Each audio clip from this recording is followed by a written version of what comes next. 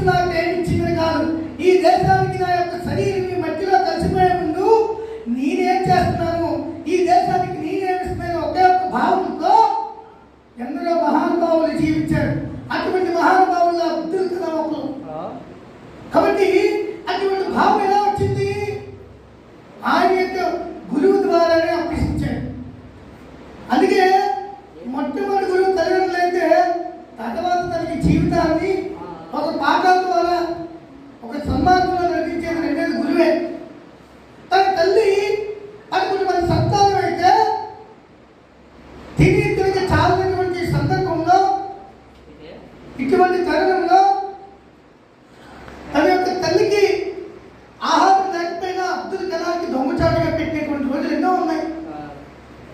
ఇటువంటి తరుణంలో అట్లాంటి సందర్భాలు చూసి అబ్దుల్ కలాం ఒకటే అనుకున్నారు, నా తల్లి అంటే భారతమాత కదా, భారతమాతగా నా తల్లే కదా, కన్న తల్లి అయితే ఒకటా, నన్ను మోస్తున్న తల్లి అయితే ఒకటే అని చెప్పి ఒక భావనతో తన యొక్క శరీరంలో దగ్గర తన యొక్క మనసులో కూడా దేశభక్తి అనేటువంటి ఒక భావజాలను నింపుకొని ఈ దేశాన్ని నేను ముందుకు నడిపించాలని ఒకే ఒక ఉద్దేశంతో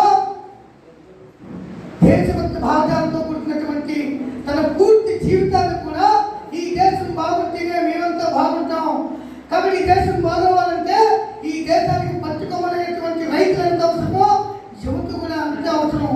కాబట్టి ఈ యువతలో చైతన్యం తీసుకొస్తే ఈ దేశం రాబోయే తరాలకి ఒక ఆదర్శమే కాకుండా పూర్వ రోజుల్లో తల్లి భారతమాత పరమ వైభవ స్థితికి ఎలాగైతే ఉండేదో అటువంటి పరమ వైభవ స్థితికి ఈ తల్లి భారతమాతని జగద్గురువుగా చేయాలని ఒకే ఒక సంకల్పం పెట్టుకొని, నేను చదివేది ఏదని కాదు, నేను సంపాదించే ఉద్యోగం ఏదని కాదు, ఉద్యోగంతో పోటీ పడి ఈ ఉద్యోగం కాదు ఇంకొక ఉద్యోగం అని చెప్పి తన యొక్క ఉద్యోగాన్ని కూడా రాజీనామా చేసి దానికి గొప్ప ఉద్యోగంలో చేరి ఈ దేశానికి నేను చేసే ఉద్యోగం ఏ విధంగా ఉపయోగపడుతుంది అనే ఒకే ఒక ఆలోచనతో తన చేస్తున్న